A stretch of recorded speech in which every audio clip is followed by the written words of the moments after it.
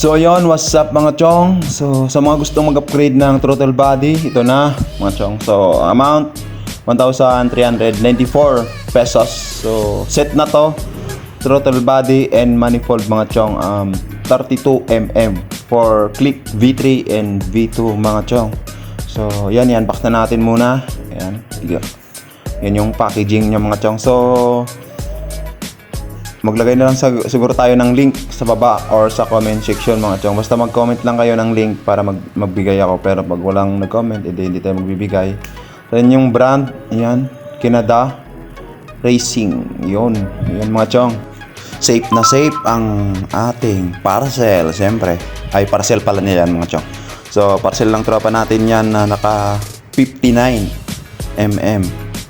So yan, 32mm yan mga chong. Tapos meron na yung dalawang bolts.